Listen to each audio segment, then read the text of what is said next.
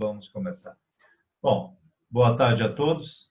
Então, na aula de hoje, o nosso objetivo é falar sobre o solo como um sistema aberto, mas antes de avançar para isso, nós vamos fazer ainda uma análise do sistema plantio direto, né, avançando no entendimento do sistema plantio direto. Como vocês estão acompanhando, este é um ano desafiador para nós, gaúchos, porque nós enfrentamos talvez a segunda maior seca da estiagem da história do Rio Grande do Sul. Ela provocou realmente uma queda de produtividade muito grande. Esse material eu estou compartilhando com vocês, são reportagens que saíram na mídia, né? Notadamente na Zero Hora Campo e Lavoura. E a redução em alguns municípios, a redução da produtividade ficou muito alta, né? E no caso aqui de Bagé, a quebra de safra foi de 53,7% sobre a projeção inicial, o que deu 1.205 quilos. 1.205 quilos por hectare representa 20 sacos. 20 sacos por hectare, isso aí realmente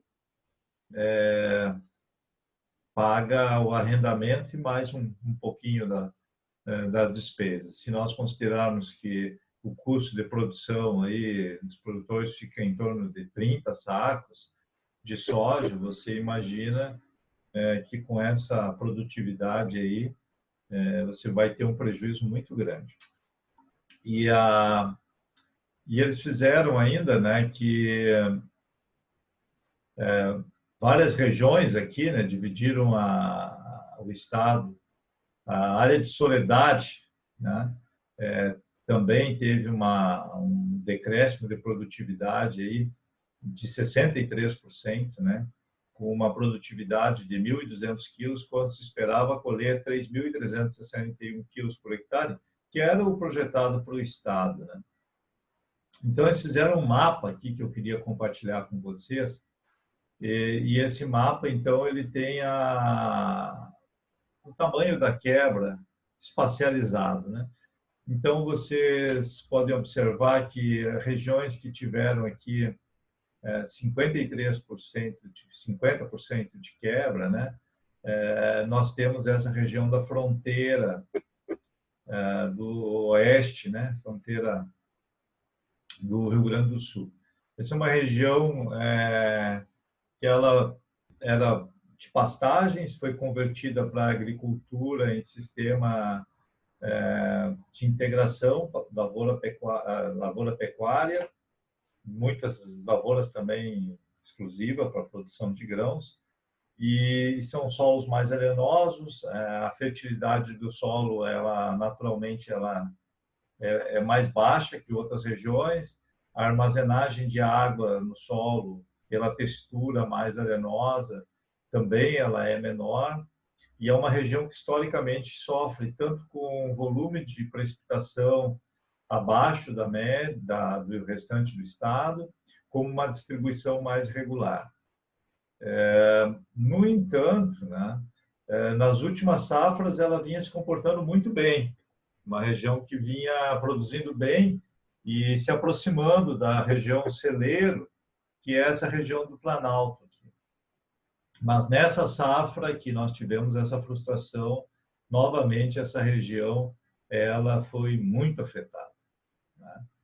E claro, né, isso aí tem um impacto muito grande, né? Então, eu queria destacar, né, isso. Houve nessa região aqui lavouras que ficaram 40, 50 dias na fase crítica sem precipitação, né? Então, isso é muito difícil. Eu acompanhei algumas lavouras dessa região, uma delas, uma produtora amiga nossa aí, de Rosário, né? A lavoura dela estava vindo muito bem, mas muito bem mesmo. Ela trabalhou muito com produtos biológicos, sabe? Ela está fazendo essa transição para os biológicos, mas infelizmente na hora de enchimento de grãos, ela ficou com 50 dias, praticamente com uma precipitação, sem precipitação. A última chuva boa ocorrendo no Natal, né? E aí você vai ter a colheita lá no mês de março, né? É uma situação muito difícil e realmente nós tivemos este efeito. Então, destacou, né, que a quebra no Estado aí representou algo em torno de 9 bilhões de reais, né? O nosso produto da colheita, o produto, a receita da colheita para o Rio Grande do Sul era algo estimado em 20 milhões de toneladas e nós colhemos algo em torno de 11 milhões de toneladas, né? Então, perdemos 9 milhões de toneladas. Muito bem. Então, esse era o primeiro que eu queria compartilhar com vocês. O segundo que eu quero compartilhar com vocês é esse aqui. Está aparecendo bem na tela aí? Sim. Sim. Ok. Bom, esse aqui é uma segunda reportagem que saiu, que é bem interessante, que eu queria compartilhar com vocês. No meio desse grande mapa de frustração de produtividade, o município de Doutor Maurício Cardoso, ele fechou uma produtividade de 3.600 quilos por hectare, que seria a produtividade que nós gostaríamos de estar colhendo no Rio Grande do Sul como média. Então, vamos entender o que aconteceu em Doutor Maurício Cardoso e arredores. Então, a quebra, o tamanho da quebra da safra gaúcha, né? Ainda está sendo refinado esse número, mas é em torno de 45,8%, né? Como eu disse para vocês, uma quebra muito, muito significativa, né? Mas, no entanto, existiam lugares que as perdas não existiram ou foram mínimas. E foi o caso de Dr. Maurício Cardoso no Noroeste, né? Vamos entender um pouquinho o que aconteceu em Dr. Maurício Cardoso. Esperava-se, né, uma produtividade de 3,4 mil quilos por hectare e veio 3.600. Bom, primeiro também vou dizer que foi um ano assim que os preços da soja superaram, né? Estão superando agora R$100. Então, você imagina quem teve uma safra normal, que é o restante do Brasil, aumentou 5% a produção, né?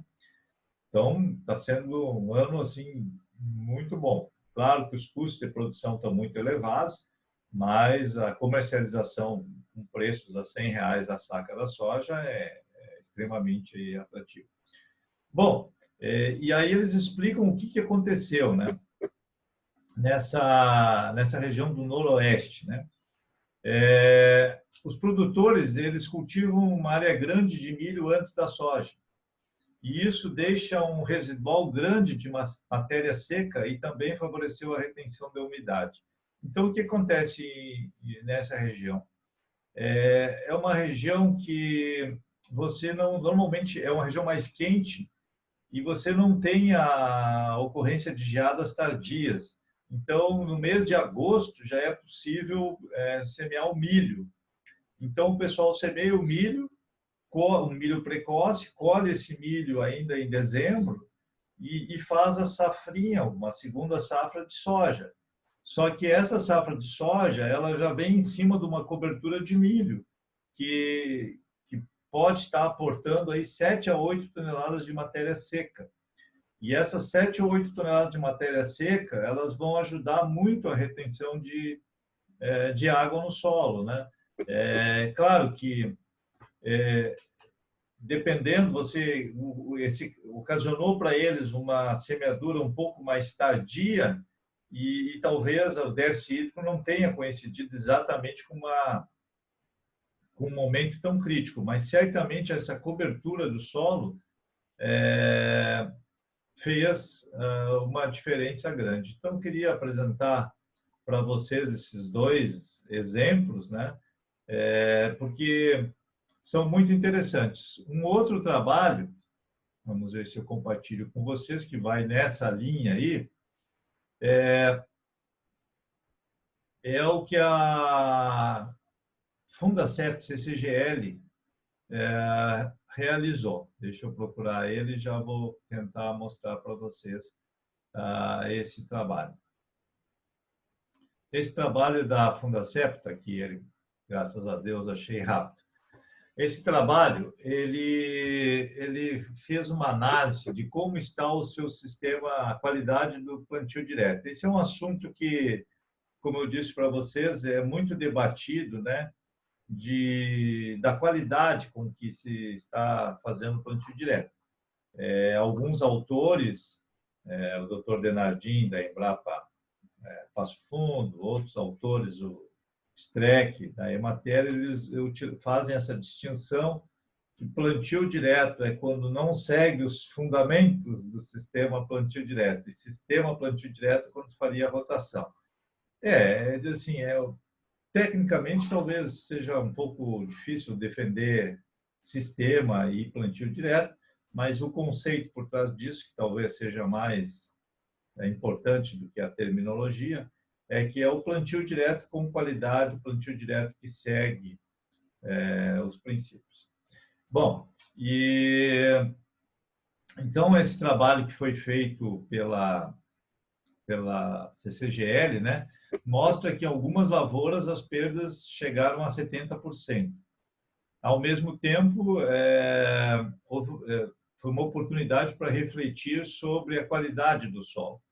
Os resultados realizados pelo setor de manejo e conservação do solo da CCGL, né, dois amigos nossos, o Geomar Coraza e o Jackson Fiorin, ambos foram meus estudantes de doutorado, então, como professor antigo, aí, me orgulho dos profissionais aí que passaram pelo nosso setor aí, de alguma forma levaram, né, uma mensagem aí para as suas carreiras profissionais. Eles monitoraram que... Deixa eu tirar o paraquat aqui da jogada. Eles monitoraram que plantio direto de alta qualidade. O que seria um plantio direto de alta qualidade? É onde são adotadas ao longo dos anos práticas como a rotação de culturas, a cobertura permanente o ano todo, especialmente a ausência do vazio outonal, por meio do uso de culturas com sistema radicular agressivo, semeadura em nível, correção do solo por meio da agricultura de precisão, ou qualquer outro meio, mas correção do solo, foram capazes de entregar aos produtores, em média, 13,7 sacos a mais, em comparação com talhões de plantio direto de baixa qualidade. Olha, 13,7 sacos a mais é muita coisa, como eu estava falando para vocês, dependendo da região, se a gente pegar aquela região da fronteira oeste, 13,7 paga o arrendamento e mais um pouco dos custos da lavoura. Nessa safra, ao ignorarmos a importância da qualidade do solo, ignoramos ao mesmo tempo vários sacos de soja por hectare. Nessa safra, redescobrimos a necessidade de jamais abrir mão de alguns insumos básicos, como o capricho e o fazer bem feito. Jackson Fiorin e Geomar Corazza. E aqui eles elaboraram um tipo de gráfico que está muito comum hoje nas revistas, nas boas revistas, né? Um box plot, que mostra assim ele serve para vários tipos de comparações. Aqui ele foi utilizado para comparar um plantio direto de alta qualidade com um plantio direto de baixa qualidade. E a diferença, então, ela ficou aí, né, em 13 sacos, na média. Mas esse box plot ele nos permite pensar assim, né, que você poderia ter as piores lavouras com 28 sacas e as melhores lavouras com 57 sacos. Então, essa amplitude entre os extremos, ela realmente pode ser aí de 20, 30 sacos, né? Então, uma amplitude muito, muito grande que nos faz refletir sobre como está a qualidade do nosso plantio direto. E a questão da disponibilidade da água para as culturas, o aprofundamento do sistema radicular, a matéria orgânica, a quantidade de palha que nós utilizamos, a rotação de culturas, tudo isso influencia muito na eficiência do uso da água. Então, essa safra, né, ela nos faz refletir sobre isso, né? E assim, a gente entende que ainda tivemos essa frustração de safra, mais coronavírus, toda essa situação, mas de fato esses agricultores que têm aqui uma baixa qualidade de plantio direto, eles teriam que agora, nesse momento, estar investindo em aprimorar o seu sistema. O que eu quero dizer é que uma parte das alternativas seriam biológicas, como investir em culturas de cobertura, outra parte seria a correção do solo, se assim se fizer necessário, outra parte, se está faltando teores de fósforo, por exemplo, estão baixos, seria uma oportunidade para você corrigir isso. Se você tem problema de erosão, é o momento de resolver isso, mas não é exatamente o caso, foi um ano muito seco, né? Mas é o momento de você tentar corrigir os problemas da sua lavoura, porém, esse momento de expectativa que todos nós estamos vivendo, de incertezas, fazem com que muitas vezes a gente deixe de investir, de tomar medidas, né? Mas eu ressalto que é o momento correto, é agora, porque depois, quando chegar lá no momento de fazer a semeadura, praticamente a gente não tem como corrigir determinadas situações de manejo que elas precisam ser enfrentadas com um horizonte de tempo suficiente para que os processos possam ocorrer. Bom, isso aqui é um pouco de conjuntura, eu vou colocar esse material à disposição de vocês, que é para a gente sempre tentar fazer esse link entre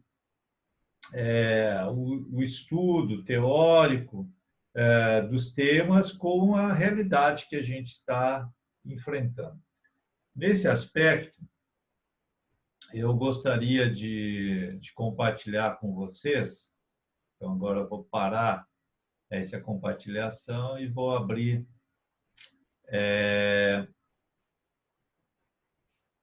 um PowerPoint aqui.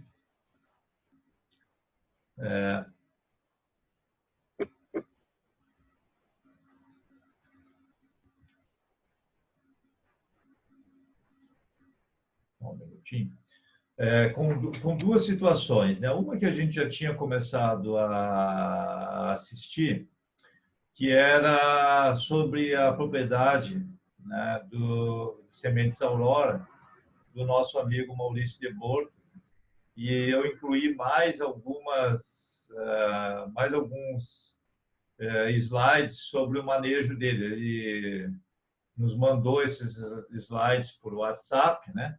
E eu queria compartilhar um pouco melhor essas imagens com vocês, para que vocês possam ter assim um melhor entendimento do tipo de manejo que ele tem executado na propriedade dele, certo? Então, já localizei o arquivo aqui e nós vamos partir já mais para sistemas de cultura. Nesse momento agora, o Maurício ele está acamando as culturas que ele utilizou nesse período de vazio de outono, que muitos agricultores simplesmente desperdiçaram esse período porque não colocaram nenhuma planta para fazer cobertura de solo. Então, nós vamos ter a oportunidade de... Não está aparecendo para vocês ainda não, né? Ainda não. Certo, só um segundinho aqui que já vamos resolver este problema.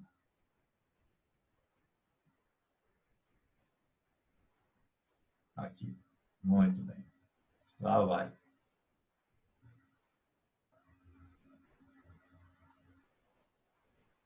Ok.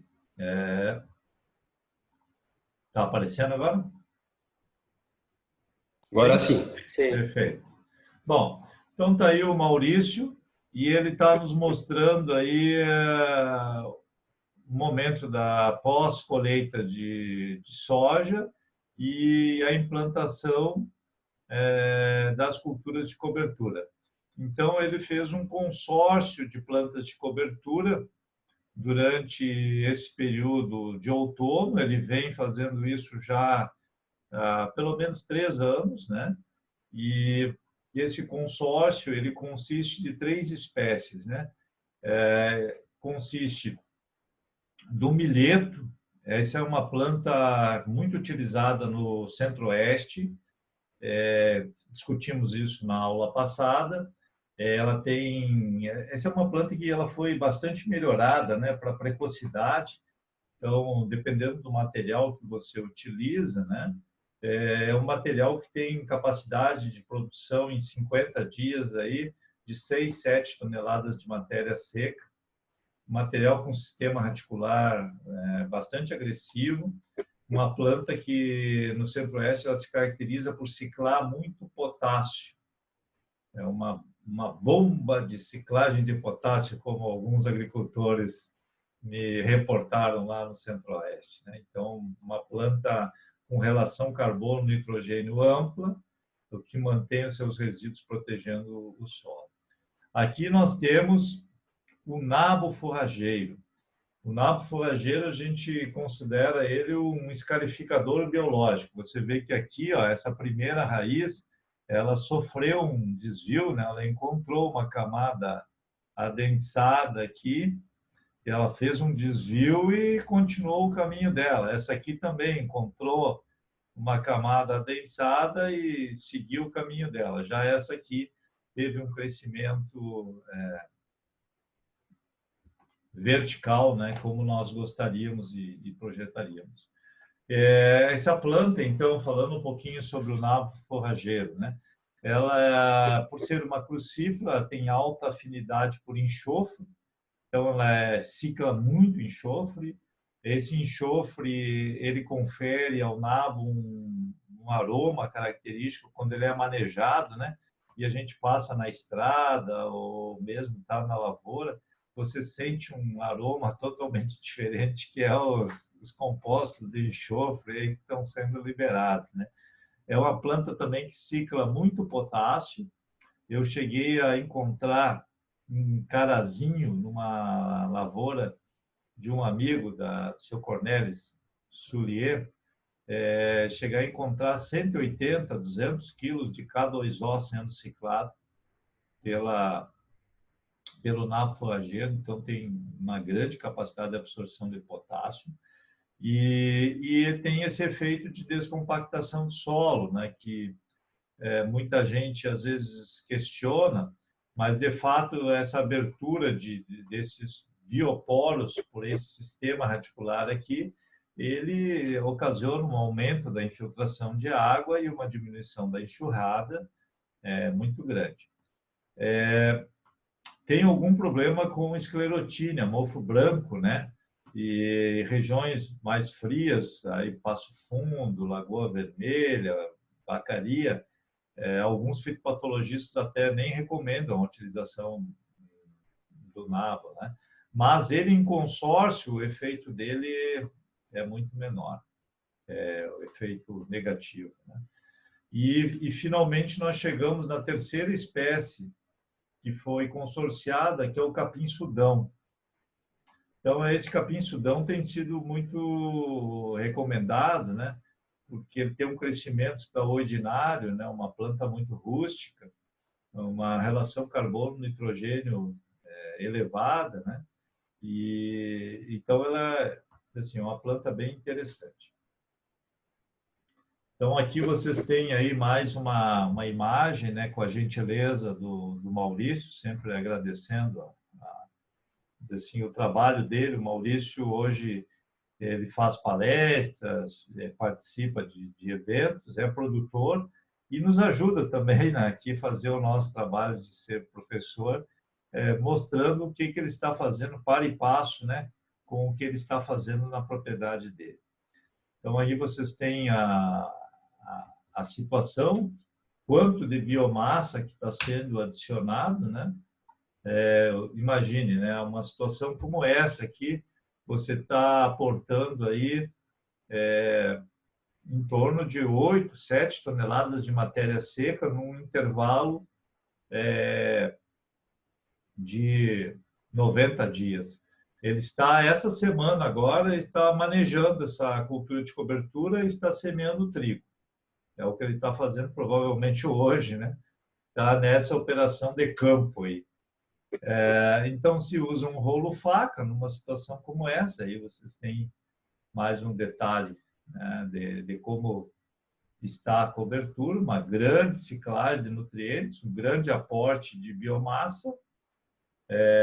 Observem que nas áreas de pivô são áreas que a gente tem muito problema de compactação, né? E também uma área que, assim, a manutenção do teor de matéria orgânica é mais difícil que em outras áreas, porque você tem a umidade que favorece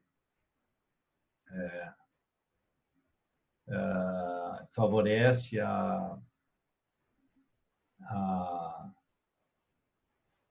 a decomposição da matéria orgânica, e com isso, então, é importante nós termos plantas de cobertura do solo em área de pivô. Eu, assim, me divirto um pouco com isso, sabe? Porque sempre eu pensei que a área de pivô ela precisava de um condicionamento de solo. Mas quando a gente, logo que surgiu assim a expansão da área de pivô, né? Quando a gente tentava falar isso, o pessoal meio que olhava como se você fosse um xiita ou um louco, né? Porque dizia assim, não, na área de pivô, com o custo do pivô, etc., você tem que produzir grão de noite e de dia. Você tem que usar um milho precoce, depois um feijão, depois uma soja precoce e já pensar em extração, extração, extração. E o raciocínio era porque tinha água e então tinha que extrair o máximo que era possível.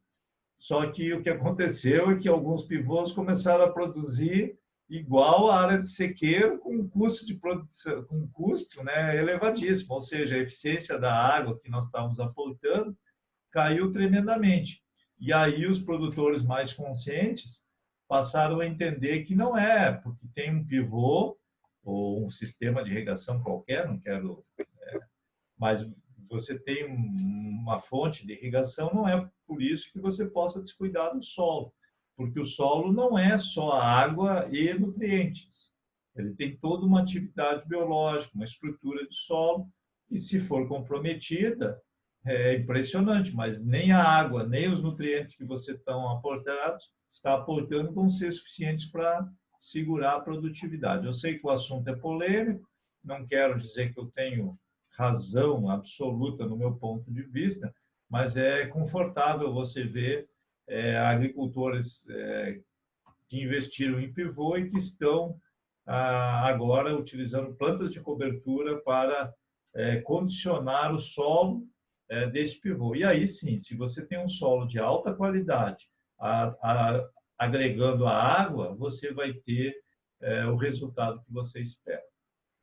E aqui, nessa imagem, eu uso nas minhas palestras, aí, eu coloquei esses tempos aí, que estava mais verde a lavoura do Maurício de Bortolo do que o gramado da Arena, né? Quando o gramado da Arena do Grêmio estava meio castigado, né? Mas, de fato, você está vendo aí que é completamente diferente, né? Uma agricultura muito, muito diferente. Observem aqui a aveia rolada. Olha que espetáculo de cobertura do solo. Esse solo está protegido, pode ter uma chuva de alta intensidade, que não vai ocasionar nenhuma... claro, sempre vai ocasionar algum problema, mas vai ser minimizado por essa cobertura espetacular. E observem assim a ausência de insos, né? E a condição que está sendo formada nessa lavoura. E a outra questão é assim, a facilidade de mecanização. Isso eram terrenos que não eram. Você olha para ele agora e diz assim, ah, mas que maravilha para mecanizar isso aí, fazer uma semeadura, etc. Mas não era assim, né? É um terreno que vem sendo trabalhado para chegar nessa condição.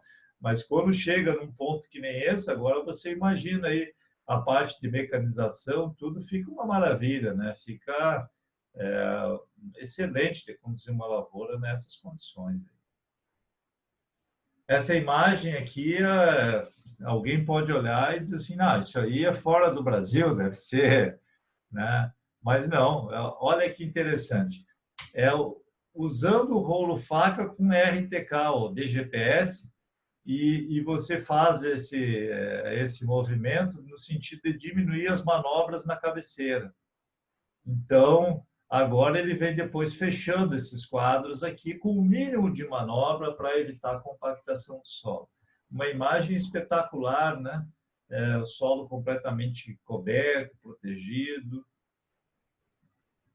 E agora o momento da semeadura, né? O momento em que a gente vai colocar a implantação da nossa cultura. Observem uma situação como essa. Esse é o plantio direto, eu diria assim para vocês, no índice máximo de qualidade que eu consiga projetar com base na nossa experiência. A primeira coisa que a gente vai olhar é a distribuição de plantas. Olha, uma equidistância de plantas aí muito boa, né? Depois, a mobilização do solo. Olha, praticamente a gente não consegue enxergar onde houve mobilização. E a quantidade de resíduos aqui, que é uma quantidade aí de 6, 7 toneladas de matéria seca que está colocada aí. Então, esse é um sistema que ele vai ter uma atividade biológica muito grande, muito, muito diferenciada. E você vai observar aí com o milho, né? Uma situação muito parecida, né? E a quantidade de palha que está aí, essa palha vai ficar aqui, eu diria para vocês, assim, por 15, 18 meses, nós vamos ficar com palha aí de uma cultura para outra, com um saldo de palha que está sendo adicionado, né? E é isso que eu estou mostrando para vocês aqui, ó. Esse milho, ele já está praticamente fechando o dossel, né? Mais um pouquinho ele já vai proteger da chuva, mas a palha está aqui embaixo, e essa palha ela vai se acumulando. A gente pode encontrar aqui resíduos, né, vegetais aí de várias safras anteriores. E isso é muito positivo, porque vai garantindo, né, que o sistema vai... Muito bem. Então, esse aí era o que eu tinha para apresentar disso aqui. Agora nós vamos falar, então, sobre... Vou aproveitar que já está aí. Sobre a qualidade do solo. Desculpe, acabei abrindo um arquivo. Professor? Pois não. O Juliano aqui de Bagé. Eu gostaria de fazer um comentário a respeito sobre os dois temas de abordado hoje. Eu vou só compartilhar você aqui com todos, vou parar aqui, e acho muito importante a gente ter essas oportunidades, Juliano. Obrigado. Fale, Juliano. Bom, vamos lá então. Pessoal, com relação à questão dessa produtividade de soja aqui na região, só para lembrar, não sei se todos sabem, eu trabalho no IRGA aqui, sou extensionista do IRGA. Então, dentro do nosso levantamento de dados dessa safra, nas áreas de rotação, a gente conseguiu uma média de 32 sacos, ou seja, então, nas áreas onde é rotacionado o arroz com a soja, nós já tivemos aí em torno de 12 sacos a mais com essa média que o senhor apresentou aí. Puxa, que espetáculo. Isso aqui para nós, no NAT que eu atendo, são 4 municípios, Bagé, Ceguá, Candiota e Ilha Negra. Isso dá em torno de 11 mil hectares de soja em rotação. Então, a nossa realidade aqui, ela é bem interessante pela topografia da região, nos possibilita essa rotação, né, arroz-soja. Não é todas as regiões arrozeiras que conseguem fazer essa rotação, por questões principalmente de risco, né, de beira de rio. Aqui a maior parte das áreas são irrigadas com barragens ou açude, então a topografia facilita bastante. Lógico que essa questão dessa produtividade maior tem a ver também por essas áreas mais várzeas, né, mais baixas, elas terem uma maior umidade, né, com relação às áreas de coxilha. Mas o que a gente observa também é que com o aumento da área de soja aqui na região, que é uma região tradicionalmente de pecuária, né, esse boom da soja aconteceu nas últimas, dá para se dizer, acho que nas últimas 8 safras, né, professor? Foi por aí. E o que a gente notou? Que paralelo a isso foi os anos que os verões foram bastante chuvosos, com exceção a esse último verão. Então, a gente nota que na realidade, como o senhor falou ali, esse sistema de plantio direto aqui, ele está sendo muito mal feito. Existe uma semeadura direta, mas porém não está se levando em consideração esses princípios que o senhor falou do sistema plantio direto.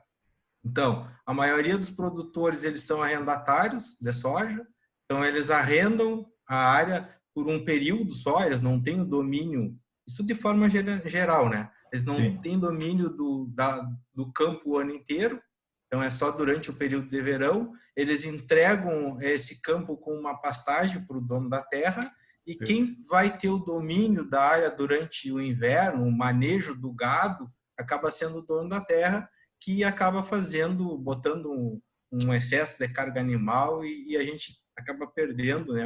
Poderia ser um ganho essa integração com a pecuária, acaba não sendo feito da forma correta e se torna um problema. E o pior é que ainda, em alguns casos, os produtores lá, principalmente o pessoal que veio bastante lá do Planalto para cá, né, plantar soja, eles têm uma preocupação muito grande com a compactação em função do pisoteio. Alguns acabam indo mexendo, gradeando essa terra ainda antes de plantar soja. Então, é só para fazer um comentário que a gente observa aqui. Então, essa questão da soja aqui na nossa região, além de ser uma região, vamos dizer assim, periférica, que tem uma má distribuição de chuva, uma condição agroclimatológica, vamos dizer assim, menor do que tem o Planalto, né? A gente já vai ter uma produtividade menor, mesmo em condições boas, ainda tem todo esse problema aí de manejo que está sendo feito errado. Então, essa questão principalmente dessa especialização com intensificação que está sendo mal feita aqui, né? Precisa realmente rever esses conceitos do sistema plantio direto, também dos sistemas de integração, né? Os CIPAs, né? Aqui tem um potencial muito grande para se trabalhar com isso, sistemas de produção integrados, porque tradicionalmente é uma área de pecuária, mas isso vem sendo feito de forma errada, né? Não existe essa integração muitas vezes. Lógico, tem produtores que fazem muito bem feito, mas são exceções. A grande maioria, a gente acaba tendo a pecuária e a lavoura, mas não de forma integrada, pelo manejo inadequado. Então, muitas vezes a gente põe a culpa dessa compactação na pecuária, o gado compacta o solo, mas na realidade não é, né? É o manejo inadequado que acaba ocasionando. Da mesma forma, né, que nem o senhor nos mostrou, né, que estão se colocando a culpa da compactação no sistema plantio direto, e a gente sabe que não é o sistema que causa isso, mas sim o manejo inadequado. Era essa contribuição que eu gostaria de fazer. Que bom, Juliano. Primeiro que, né, você tendo essa experiência profissional, fico muito feliz aí que você esteja participando da turma, e a tua experiência profissional ela é muito importante para todos os nossos outros colegas, né, que ainda não que estão na fase acadêmica, ainda não tiveram a oportunidade de enfrentar aí os desafios do mundo do trabalho, mas certamente assim, a tua experiência enriquece muito. E vocês têm aí alguns solos muito ricos em matéria orgânica, né? Solos que têm uma argila mais de atividade mais alta, né? Fala um pouquinho para nós sobre a condição de solo aí, Agulha Negra, essa região Bagé também, né? São os campos finos, né, do Rio Grande do Sul. São. Na realidade, são solos, os vertissolos, né, que são solos, em termos de fertilidade, são solos muito bons, são aquela terra preta, porém, por outro lado, com relação à questão física, principalmente com relação à parte de manejo, eles são complicados. São solos que eles, quando seca, ele chega a rachar, chega a ter uma fresta, lógico, né? Isso quando ele é mal manejado. Quando se faz esse manejo inadequado, quando não se tem uma cobertura correta, quando se faz principalmente com relação ao gado, né, se coloca uma quantidade excessiva de carga animal, que esse gado acaba pastejando demais, deixando pouca cobertura de solo. Então, nessas partes aí, a gente acaba tendo problema principalmente na parte de manejo desse solo. Mas com relação à fertilidade, são solos muito de boas fertilidades, de alta CTC, são aqueles de argila expansivas, 2:1, e são solos, a região aqui é privilegiada com relação à questão dessa fertilidade do solo. É mais uma questão de adaptação com relação ao manejo desses solos, os produtores que não conhecem muito acabam, no primeiro momento, tendo problemas com relação a esse manejo, mas a partir do momento que ele começa a dominar o manejo dele, aí a fertilidade deles realmente são muito boas. Então, e vocês tiveram também o início de safra de soja complicada, que teve aquelas chuvas muito pesadas, que houve inundação, áreas que ficaram embaixo da água, né, Juliano? Sim, até assim, com relação às áreas que fazem rotação com arroz aqui, que é a área de soja que a gente atende mais aqui, nós temos pouco problema com relação a isso, porque as áreas que são de mais de risco mesmo, que são as mais próximas de rio, de sangue, o pessoal acaba não arriscando. Existem algumas exceções, mas os produtores já, até por ter perdido já em safras anteriores, eles acabam tendo um outro tipo de manejo ali, deixando com o deposil ou até mesmo com alguma pastagem durante o verão, mas não arriscando a soja nessas áreas de mais risco.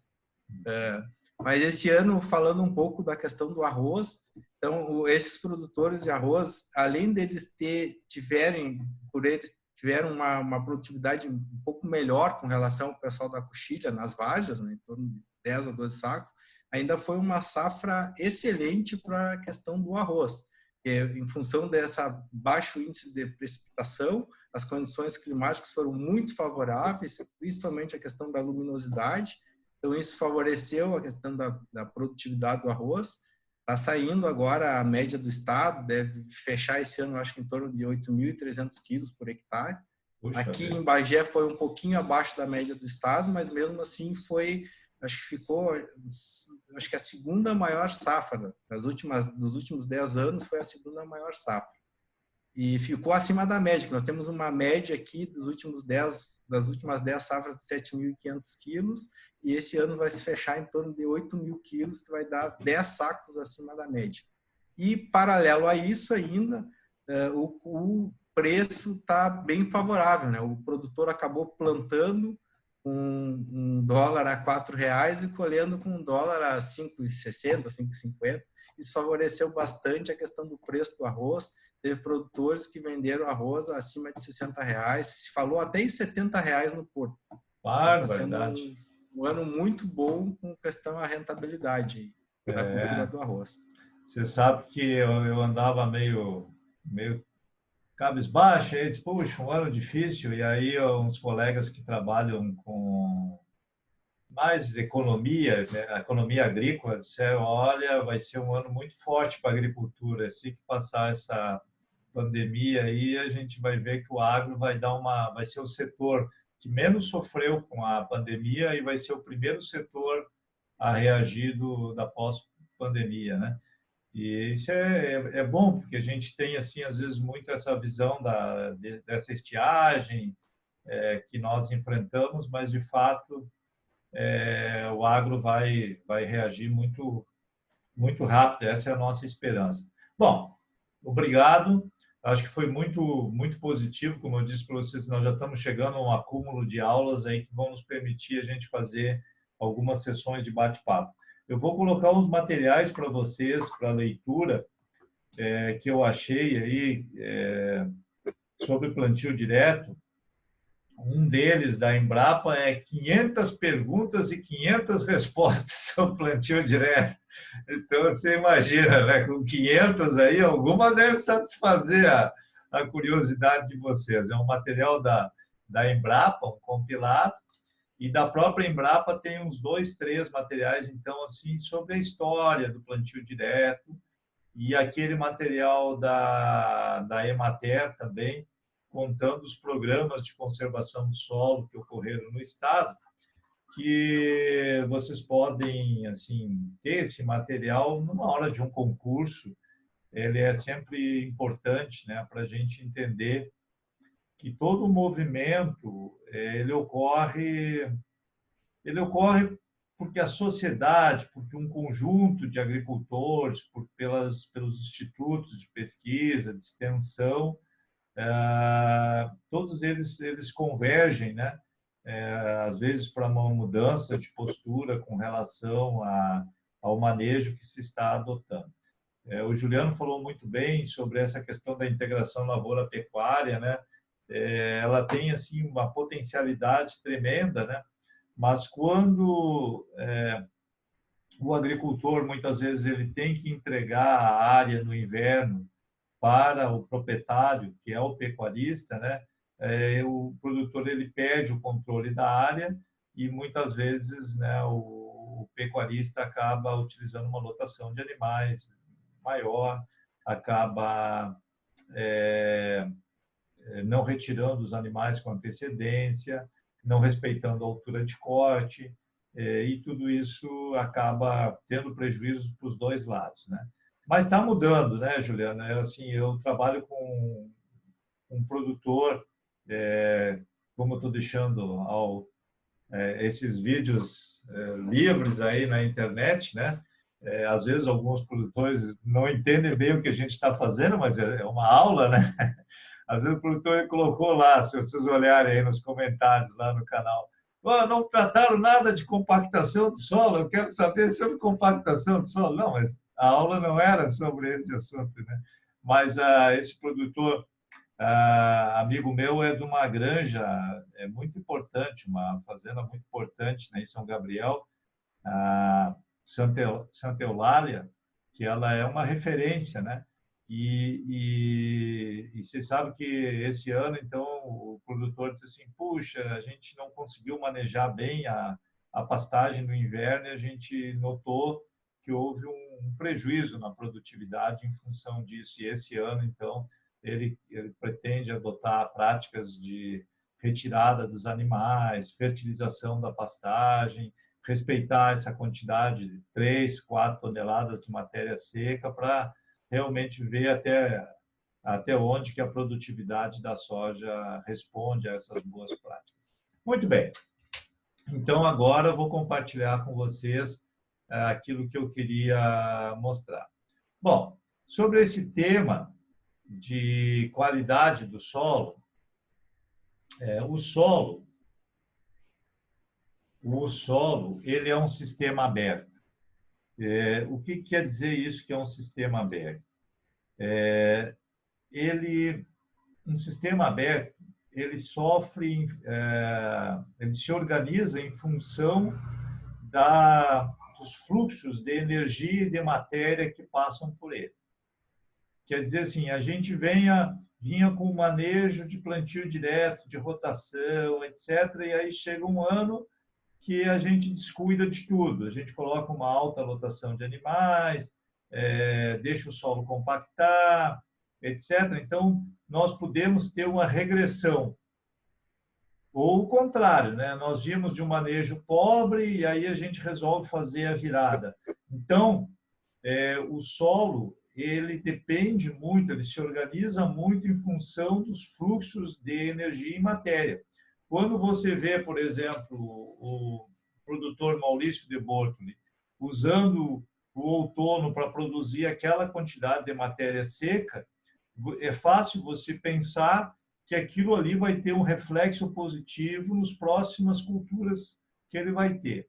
Então, por isso que o solo é um sistema aberto, porque ele pode se organizar ou se desorganizar em função do manejo que nós estamos adotando com ele. O outro ponto importante é que um sistema aberto, termodinamicamente, ele não alcança o equilíbrio. Ele alcança um estado estável, mas não alcança o equilíbrio. O equilíbrio, eu mesmo às vezes falo, chegou um equilíbrio de matéria orgânica, atingiu 4% de matéria orgânica, atingiu um equilíbrio. Na verdade, é um estado estável que pode ser mudado em função das práticas que estão sendo adotadas. Então, são dois conceitos aí que às vezes nos concursos o pessoal enfoca bastante. O solo é um sistema aberto, sujeito a trocas de matéria e energia, e ele se organiza em função desses fluxos. Essa é a primeira questão. E a segunda questão é que nós podemos conduzir esse solo a uma melhoria da qualidade dele, a manutenção da qualidade ou decréscimo. Mas as funções do solo, elas, aproveitando aqui um material de uma pós-doc que trabalhou conosco, a Fabiane Vesani, que hoje ela é professora da Universidade Federal do Paraná, em Curitiba, e inclusive eu estava vendo que a Sociedade Ciência do Solo está lançando um livro e ela é coautora aí desse livro. Então, esse material aí foi preparado por ela, né? O Doran e Parkin, esses dois autores, eles tentaram assim definir o que é a qualidade do solo, né? E a qualidade do solo teria três vertentes: a produtividade de plantas e animais, que é isso que a gente está discutindo, né? A manutenção da qualidade do ar e da água e a saúde de plantas, animais e homem. Então, as três dimensões é que vão dizer se um solo tem qualidade. Só o fato dele ser produtivo não, necessariamente não significa que o solo está cumprindo as suas funções ecológicas, né? De ser um filtro, né? Um regulador da partição de água e também de não estar liberando gases de efeito estufa para a atmosfera, e pelo contrário, né? De ser um reservatório de dióxido de carbono, na forma de carbono, estocada na forma de matéria orgânica no solo. E finalmente, se acredita que um solo que tenha alta qualidade vai produzir alimentos de um maior valor biológico, alimentos com uma composição nutricional enriquecida e, finalmente, sem contaminantes. Hoje é uma preocupação muito grande com os contaminantes, né? Mas a outra questão é que o homem talvez vá conseguir manipular geneticamente as plantas para fazer a biotonificação, o enriquecimento de nutrientes específicos nos produtos. Para dar uma ilustrada para vocês, há uns 3 anos atrás, nos Estados Unidos já estava sendo cultivada uma soja que ela, através da transgenia, ela era rica em ômega 3. Então, quando você usava o óleo de cozinha diariamente, o óleo de soja, você estaria ingerindo uma quantidade de ômega 3 que é importante para a sua saúde e que equivaleria a você consumir peixe ou salmão, né? que é muito rico em ômega 3.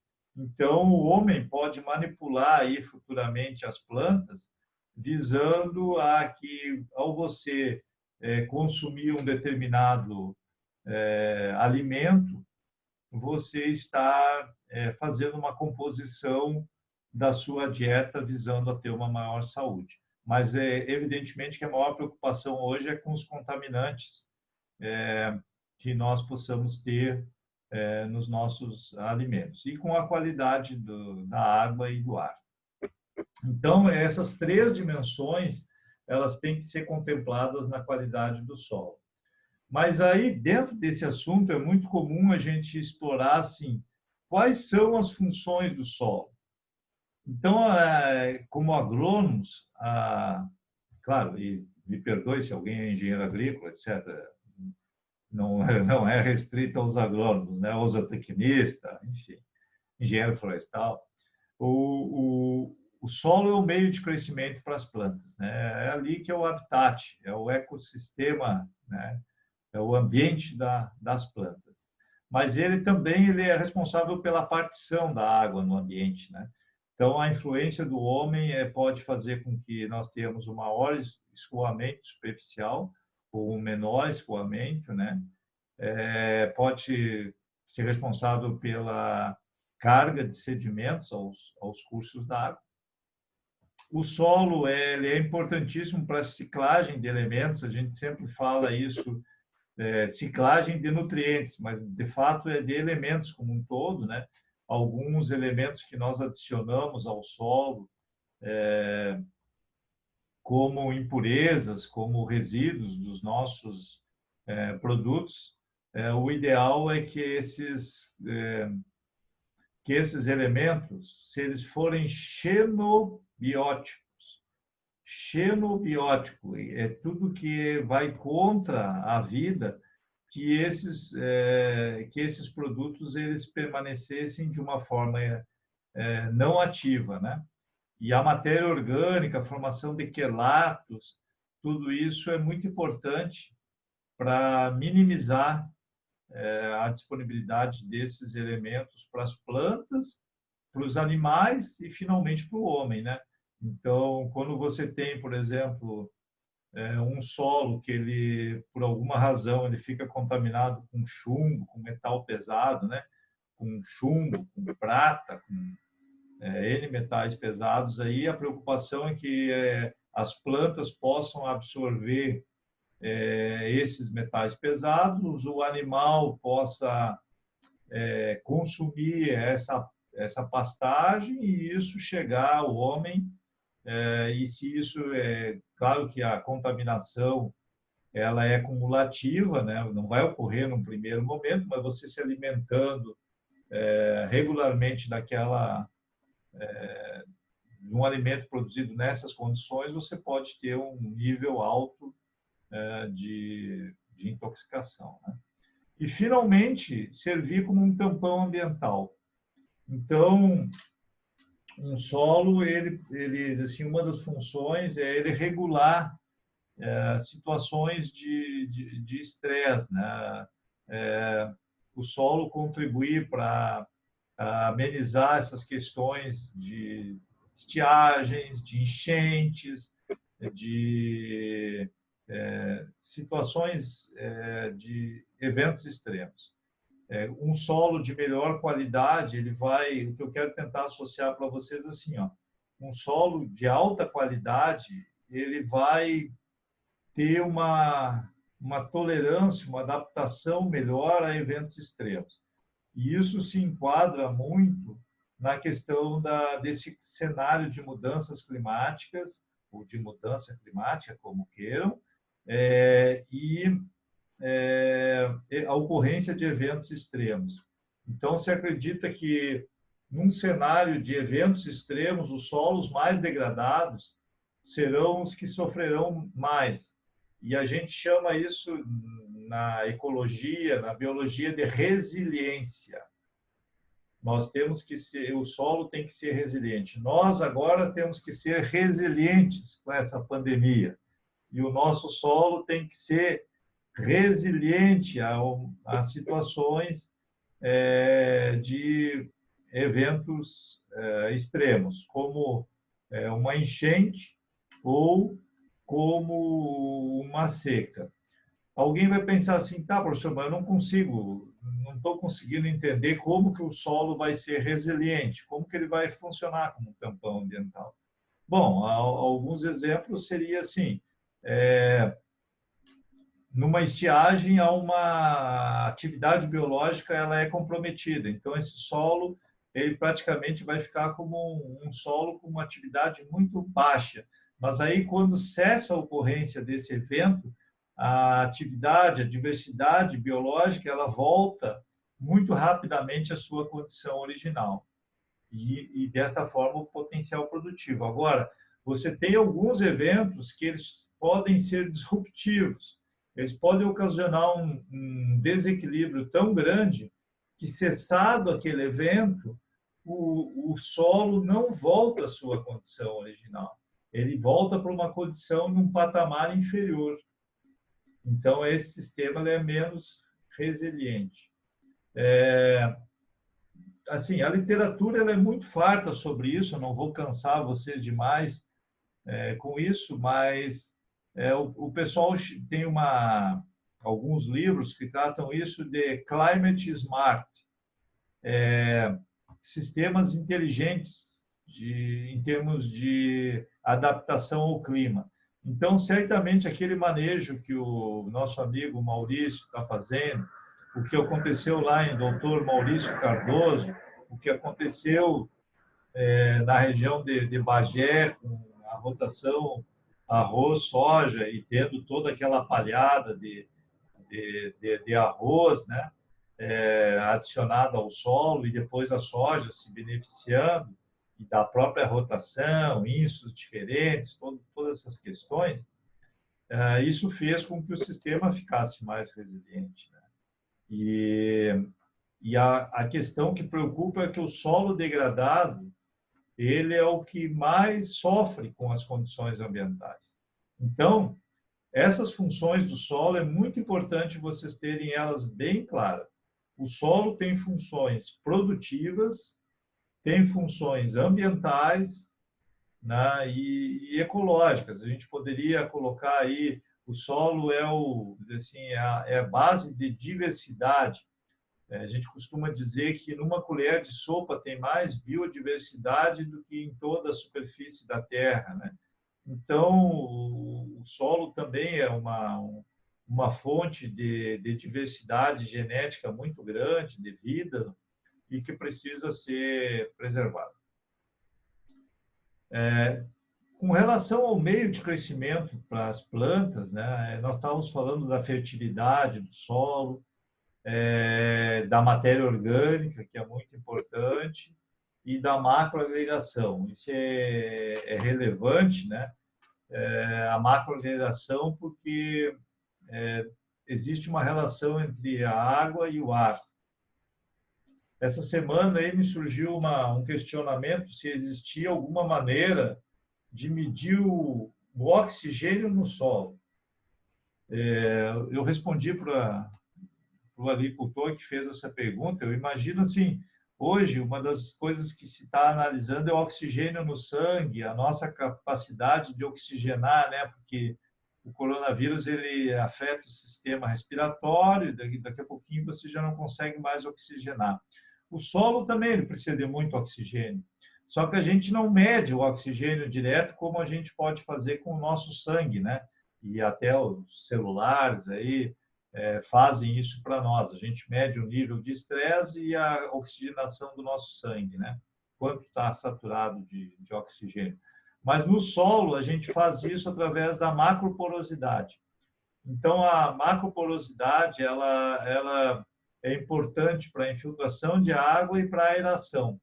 E o solo ideal ele teria 25% de espaço destinado à armazenagem de água e 25% destinado à aeração.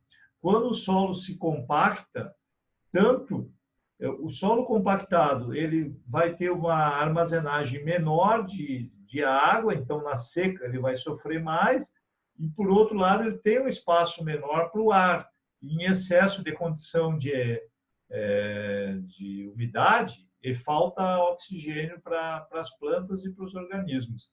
Então, a gente costuma mostrar que a compactação do solo, ela, nas duas situações extremas, você pede quando está muito seco, que foi o que aconteceu esse ano, ou quando tem excesso de água. E um amigo meu que planta soja na várzea me diz assim, professor, e às vezes acontece na mesma safra, na várzea, de você perder uma hora por excesso de umidade, falta de oxigênio, e no mesmo solo depois perder por falta de água em função de um regime hídrico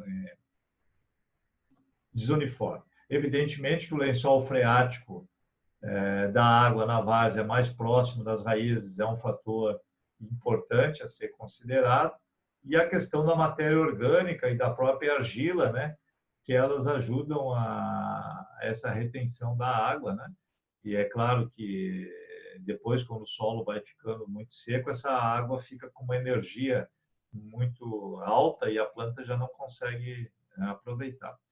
Mas a agregação, a macroagregação, ela é fundamental, né? Macroagregação e macro porosidade são duas coisas que andam junto aí e elas são muito importantes no desenvolvimento das raízes e nesse espaço de água e ar. Fluxo de água, a macroagregação e a macroporosidade e os bioporos no plantio direto, eles são muito importantes para a infiltração, mas quando você fala em retenção de água, isso sempre é muito polêmico, mas a retenção de água, você precisa ter uma arquitetura de poros que envolvem os macroporos, os meso e o microporo. Por quê? Porque se você tivesse só um solo extremamente poroso, a água infiltraria, mas não ficaria disponível para as plantas, né? Isso acontece nesses solos aí, Juliano, mais arenosos, né? Que no final, após uma chuva, você tem poucos dias com água disponível para as plantas. Logo em seguida, já seria necessária uma outra chuva, porque a retenção de água é baixa, porque você tem pouco mesoporos que ajudariam a reter a água. Claro que o aumento da matéria orgânica vai começar a reverter esse processo. A ciclagem de nutrientes, né?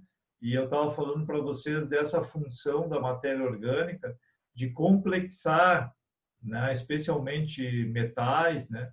Isso aí é muito importante, fenômenos de adsorção e quelatização, para que, se não, que é o que muita gente pensa, né, que todos os agroquímicos que nós colocamos na lavoura, que eles ficam reativos e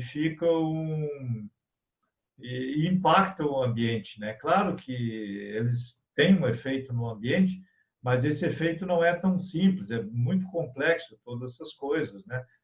Existem muitas interações aí. Eu estou dando uma ilustrada para vocês, né?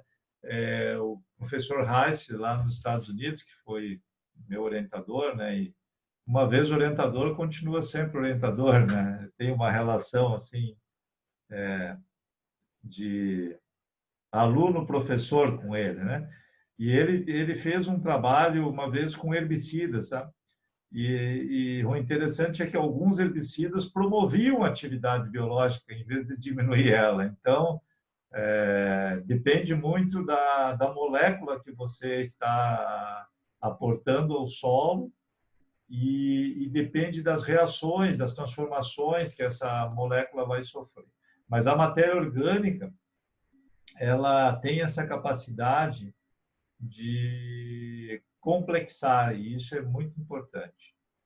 E, finalmente, o solo ele servir como um tampão ambiental. Então, estava dentro disso que eu estava tentando dizer para vocês, né? A matéria orgânica ela pode complexar agroquímicos que nós adicionamos, né? Alguns, pelo menos. Ela é fonte de organismos que Hoje, nós estamos valorizando demais essa presença dos organismos, sabe?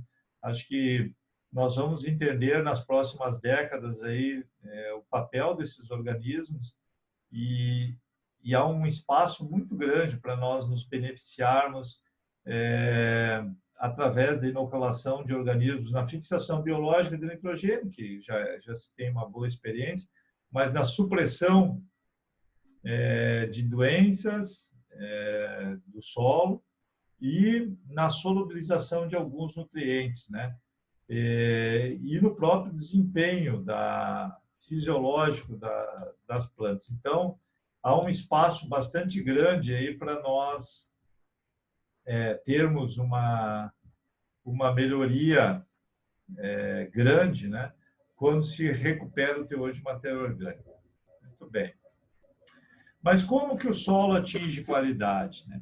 Então, assim, o trabalho da Vesani e do professor Merichuk, da URGS e de outros pensadores aí, de como que o solo se organiza, né? Então, o solo se organiza muito em função da fotossíntese, né? Tem vários autores, o Doran coloca isso, né? Que um dos requisitos para que você tenha a organização do sistema, a fotossíntese tem que ser maior que a respiração. Olha, isso é muito importante, pensem sobre isso. A fotossíntese tem que ser maior que a respiração. Se você a respiração ela é um processo dissipativo e a fotossíntese é um processo organizativo.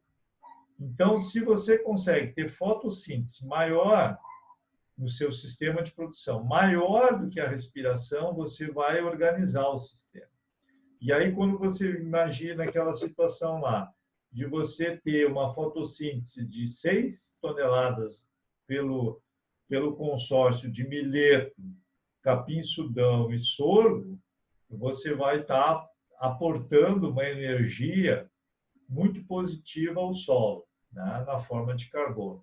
Então, a planta ela faz esse elo entre o carbono que está na atmosfera com o carbono que vai ser alimento para os micro-organismos e que vai formar matéria orgânica. E esse produto de resíduos, raízes, atividade biológica é que vai permitindo que o solo vá se organizando e até chegar a um nível de qualidade alta. E esse nível de qualidade alta é formado por macroagregados, por substâncias mais complexas, porque a complexidade é uma característica dos sistemas mais organizados. Você vai ter, num sistema organizado, o nitrogênio, por exemplo, formando proteínas, formando complexos, substâncias de cadeia mais longa do que cadeia simples. Por exemplo, nitrogênio na forma de nitrato. Se a gente medir muito nitrato, é sinal de que o sistema não se organizou. Agora, se eu vou lá e vou medir um aminoácido, vai haver uma organização melhor. Então, o fluxo de carbono, de fotossíntese, é fundamental. E os processos aí, se a gente pudesse idealizar um sistema, é que ele teria uma fotossíntese muito alta, uma atividade biológica muito alta, e a gente reduzir esse fluxo de CO2. Isso seria necessário. Então, a atividade biológica e a matéria orgânica, elas são essenciais para a organização do sistema. As hifas dos fungos, porque a agregação ela é um processo biológico. Ela tem uma parte que é a aproximação física de partículas, de cargas, etc. Mas os grandes agregados, eles são consequência da atividade biológica de raízes, de hifas de fungos que são importantíssimos, né? Então, essas hifas de fungos, elas formam como um novelo, e isso pode... me dá um segundinho só, que chegou um carteiro aqui, só um segundinho, perdão.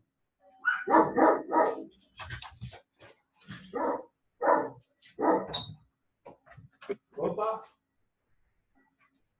Opa, desculpa, eu estou dando uma aula ali.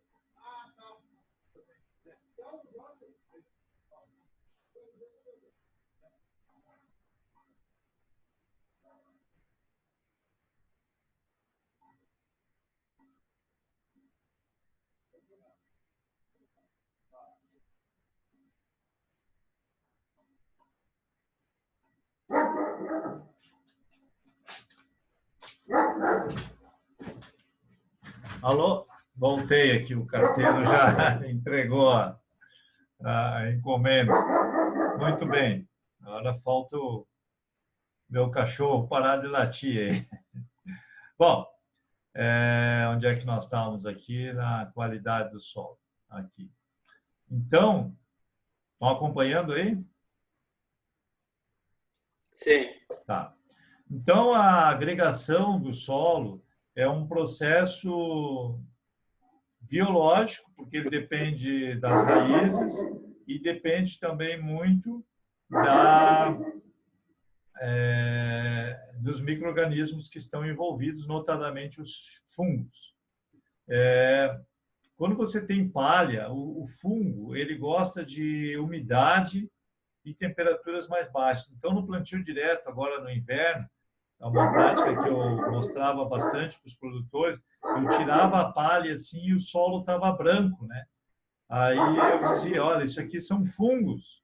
E o agricultor, né, dizia assim para nós, puxa, fungos? Mas isso é coisa ruim, né?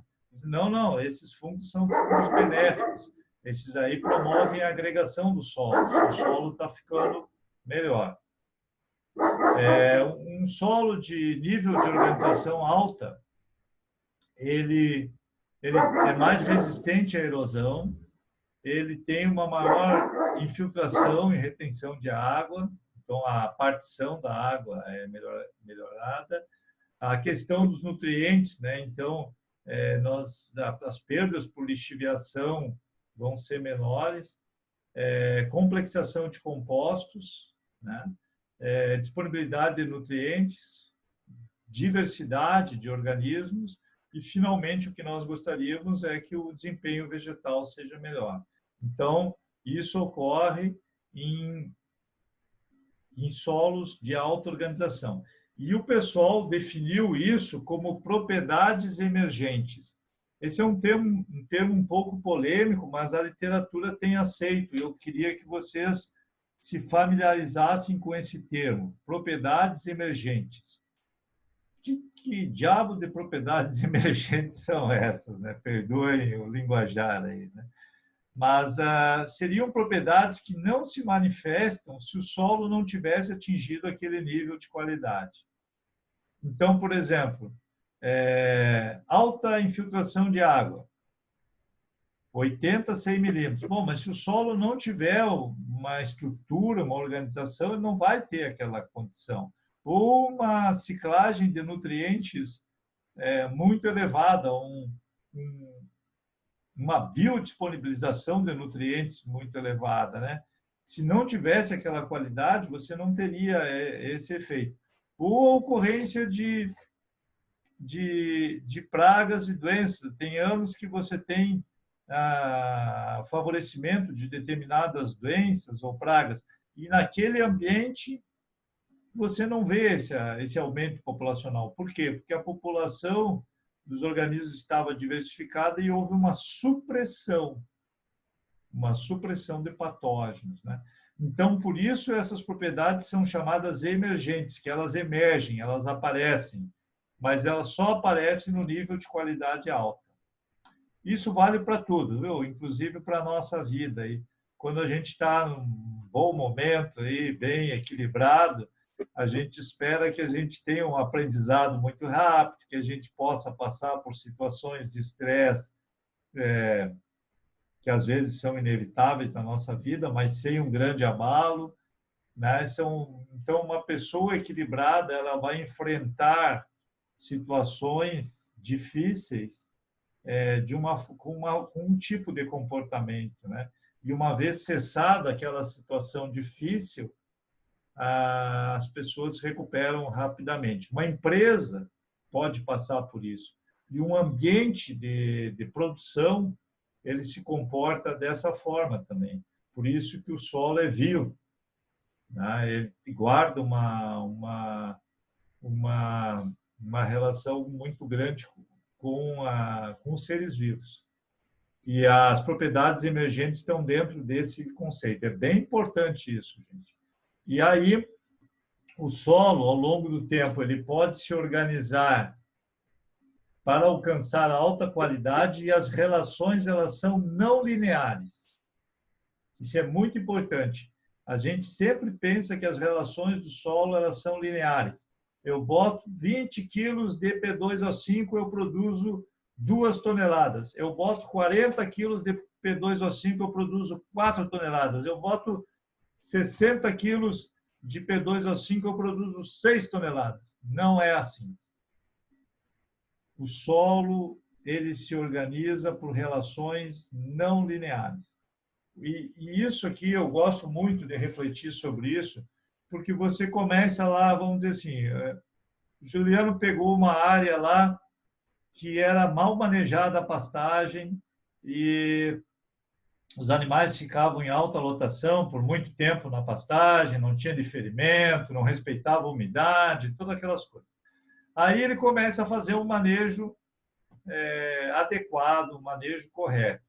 Bom, mas só que o tempo vai passando e a produtividade praticamente se mantém muito parecida. E aí o produtor diz assim para ele, poxa, mas eu adotei 5, 6 práticas e a produtividade não está reagindo como eu esperaria. Mas aí, se ele persistir um pouquinho, o solo tem um salto de qualidade. E aí ele passa por uma nova fase, e é isso que mostra que as reações não são lineares. Por que acontece isso com o solo, na minha opinião, né? Porque, assim, o solo ele tende a preservar as suas características. Nós mesmos tendemos a preservar as nossas características. Só que à medida que você vai trabalhando, o solo ele tende a resistir àquela mudança até que aquela mudança ela se torna tão grande que o sistema passa a se comportar de uma forma diferente. Então, por isso que é a termodinâmica do não equilíbrio que explica esses rearranjos de funcionamento do solo de forma não lineares e que aí o agricultor tem que ter um pouco de paciência. Eu vejo essa transição hoje biológica que a gente está passando, né?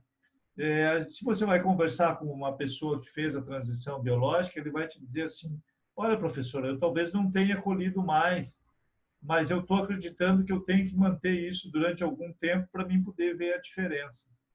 Quando eu escuto um agricultor me dizendo isso, eu olho esse gráfico e eu digo assim, olha, esse cara não teve aula de como que o solo, o sistema se organiza, mas ele entende perfeitamente como que se organiza. Porque, na verdade, se eu vou adotar o sistema plantio direto e eu vou buscar a reagregação, atividade biológica, recuperação da matéria orgânica, recuperação da estrutura, são coisas que não vão acontecer de uma hora para outra. Isso vai demandar um processo. Então, olhem com muito carinho isso aqui, porque isso vai ajudar a explicar assim, muito do manejo. Por outro lado, se você começa a piorar o sistema também não cai de uma hora para outra. Ele tende a manter aquela situação. Muitos amigos meus agricultores, quando estão em crise, o que ele faz? Ele diz assim, professor, esse ano eu não vou adubar. Eu vou adubar com 20% da dose, 30%. Ou não vou adubar, professor. Porque está feia a coisa. Área de arrendamento, etc. E o solo ele tende a compensar aquela situação de estresse. E aí a conclusão dele é assim, puxa, professor, eu botei 30% do adubo que eu utilizava e produzir parecido. Então, agora, para mim, a partir de agora, é cortar a fertilização. E aí, 2, 3 anos, ele tem uma queda violentíssima de produtividade, porque a capacidade do solo ser resiliente, se adaptar àquela situação de estresse que é retirada sem reposição, ela foi temporária. Uma vez que ela foi vencida, o tombo é muito maior. Então, esse gráfico aqui, para mim, assim, é um gráfico que eu gostaria que vocês olhassem com muito carinho. E entender, então, né, que a organização ela se dá pela diversidade de espécies vegetais. A diversidade de espécies de sistemas radiculares, elas orientam a diversidade biológica do solo. E a diversidade biológica é que vai contribuir para que o solo, lá num estágio avançado, tenha essas propriedades emergentes, as quais a gente manifestava. Então, modelos de organização, né, passam muito por essas adições de compostos orgânicos até o solo atingir essa qualidade. Um solo com nível de ordem baixo, ele é um solo que vai ter muito mais problemas, né? Então, por isso que, Juliano, assim, pode ser uma visão, às vezes o pessoal chama a miopia técnica, mas assim, eu não queria que colocassem coisas demais nos ombros do plantio direto, porque na verdade o plantio direto ele é um sistema de produção, mas você tem que analisar que tipo de práticas que estão sendo adotadas e se essas práticas estão conduzindo o solo a um sistema de organização baixo ou um sistema de organização alto. Eu acredito que o plantio direto é o caminho, é a ponte para você alcançar um nível de organização alto, mas evidentemente que só parar de preparar o solo ou parar de inverter camadas de solo não é suficiente. Você precisa ter um sistema muito mais diversificado para poder atingir os objetivos. Agora, quais são os seus objetivos? Esse é outro ponto. Porque se o objetivo é alcançar uma produtividade média, mesmo com nível de qualidade intermediário, você já pode atingir isso. Agora, as funções ambientais, elas vão ser alcançadas num nível muito mais alto. Você vai precisar ter um nível alto de organização. Para você ter um sistema resiliente, climate smart, você vai ter que ter um nível de qualidade mais alto. E ilustrando um pouco do que acontece fora do Brasil, aí, os Estados Unidos, então, eles têm programas ambientais, né? O programa, por exemplo, de água limpa, Clean Water, é um programa que o agricultor recebe dinheiro para adotar determinadas práticas que vão resultar numa água mais limpa. Que práticas seriam essas, professor? Bom, utilizar pastagens antes de chegar nos cursos d'água, os locais de fluxo preferencial de água na lavoura estarem cobertos com pastagem, não utilizar doses excessivamente altas, fazer plantio em contorno, eventualmente um terraço. Então, isso são práticas que vão resultar numa melhor qualidade da água. Havia um programa, né, que foi o que me levou para os Estados Unidos, até que me motivou muito, né, que era o programa de sequestro de carbono. E o professor Heiss era um diretor do programa de sequestro de carbono de 3 estados americanos, né? E eu fui pela primeira vez, então, para conhecer esse modelo. E, assim, a gente tinha uma aspiração de implantar um modelo desse parecido no Brasil. Não foi possível, né? Mas eu tive umas experiências bem boas para contar para vocês aí, como uma delas foi quando eu fui a Brasília, lá na Câmara dos Deputados Federais, né? Tomei café com a bancada ruralista e depois fiz um daqueles discursos lá na Câmara Federal, aqueles que o pessoal fica lendo o jornal, olhando o WhatsApp, e você fica durante 5 minutos lá explicando o que era o sequestro de carbono. mas ninguém, de fato, estava prestando atenção. A sensação que eu tinha é que eu estava falando para o ar, né? Mas, infelizmente, não foi possível implantar esse programa no Brasil, mas nos Estados Unidos ele funcionou e hoje ele foi descontinuado. E nesse programa de sequestro de carbono, tinha lá que você não poderia plantar mais do que 3 anos de soja, por exemplo. Você teria que plantar 2 anos de soja e 1 ano de milho. Né? Foi adotado para as condições americanas. Você não poderia utilizar em 3 anos aração. Então, para você ter aquele crédito, você teria que cumprir determinadas práticas que a ciência entendia como as práticas para ter o sequestro de carbono.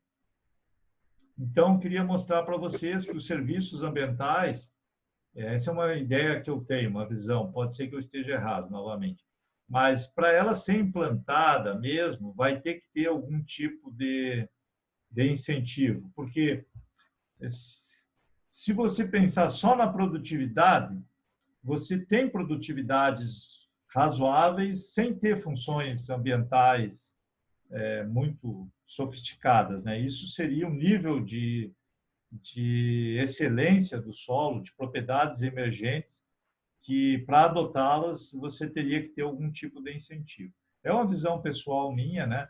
Me parece justa, porque se a sociedade é que vai ser beneficiada, não tem por que a sociedade, de alguma forma, não ajudar o agricultor a implantar essas práticas que talvez para o agricultor não representem um lucro imediato, mas para a sociedade pode ser muito importante. Bom, desculpe o discurso aí, fugiu um pouco do tempo.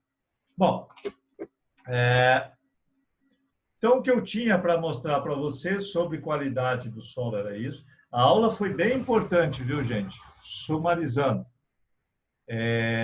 Entender que o solo é um sistema aberto, entender como que o solo se organiza, que as relações não são lineares e quais são os atributos do solo. Eu vou deixar para vocês a leitura do trabalho da Vesani, que foi a tese dela. Eu vou deixar um artigo do Doran, que foi o cara que pensou esse termo de qualidade do solo. E eu diria para vocês, assim, se é um incentivo, de que é um assunto assim que qualquer programa de ciência do solo e muitos concursos vão cobrar de vocês por que o solo é um sistema aberto, o que são propriedades emergentes. Essas coisas assim é o básico de você entender como que o solo funciona. Eu, particularmente, às vezes você pode achar que isso é um pouco teórico, mas para mim, assim, para organizar o meu pensamento, essas leituras me ajudaram muito a entender o sistema solo e eu espero que vocês, isso é um ganho individual de cada um, que vocês, ao lerem isso, as coisas possam fazer um pouco mais de sentido, especialmente para aquelas pessoas que estão querendo assim buscar um entendimento mais biológico de como o solo funciona como um ser vivo e não como o solo como algo que você aplica 1 tonelada de calcário, ele reage dessa forma, aplico 2 toneladas desse jeito, se eu escarificar, ele tem que se portar desse jeito, e muitas vezes a gente quebra a cara, né? E o agricultor nos cobra, às vezes eu mesmo, né? Digo para vocês assim, esses tempos eu contei para vocês que me chateou um pouco, que um agricultor me disse: o senhor que fica defendendo a escarificação. Aí eu não escarifiquei e estou produzindo muito bem. Diz assim, não, eu não defendi a escarificação mecânica sempre. O que eu defendia é o seguinte: se você estava num nível de degradação tal do seu solo, você tinha que iniciar um processo de recuperação. E, eventualmente, a escarificação mecânica era uma das ferramentas. Mas eu não tenho convicção que ela era a única, né? Mas você tinha que começar a mudar o sistema. E então não é que eu esteja defendendo uma ou outra prática sempre, né? E eu diria para vocês assim, na agricultura poucas coisas funcionam sempre. Se você me disser assim, não, e professor, isso aqui funciona sempre, o senhor pode fazer, sempre vai funcionar. É muito sítio específico, muito interação de clima, de ambiente, então você tem que validar muito para entender que tipo de resposta que você vai ter. Bom, gente, eu agradeço a Zoom, a Kansas University, por nos permitir ter ficado conectado tanto tempo aí, né? De uma forma gratuita, e agradeço muito a atenção de vocês. Espero que a sexta-feira seja proveitosa, que vocês possam ler os trabalhos. E na próxima sexta-feira, nós vamos, então, trabalhar um pouco a literatura sobre qualidade do solo e continuar avançando sobre o entendimento. Mas a aula de hoje, eu começo normalmente a disciplina pela aula de hoje. Mas como nós estamos vivendo essa pandemia, eu optei por iniciar pelo plantio direto, que eu achava assim que era a coisa que ia atrair mais a atenção de vocês, para depois a gente organizar. Mas, de fato, você tem que entender como que o solo se organiza, como que ele funciona, para depois você ir para as práticas que vão conduzir a um solo de alta qualidade, um solo com propriedades emergentes e que vão desempenhar funções que vão permitir as três coisas: produtividade, qualidade ambiental e produção de alimentos e promoção de saúde das pessoas, dos animais e dos vegetais de alta qualidade de saúde, né? Talvez essa pandemia aí ela vai nos mostrar que algumas coisas nós não estamos fazendo de um modo mais correto, que possa ter permitido aí, né, de que essa pandemia se espalhasse de uma forma tão rápida pelo mundo e atingindo tantas pessoas, né? Talvez no pós-epidemia nós vamos entender que a gente vai ter que adotar práticas no sentido de termos uma condição de saúde superior. Me preocupa a agricultura hoje. Eu acho que a nossa agricultura também a gente está muito vulnerável, né? E isso me preocupa de nós buscarmos sistemas mais resilientes. Muito obrigado, uma ótima sexta-feira. Nos encontramos na próxima. Obrigado, gente. Show de bola. Tchau. Tchau. Tchau, tchau. Tchau, tchau para todos.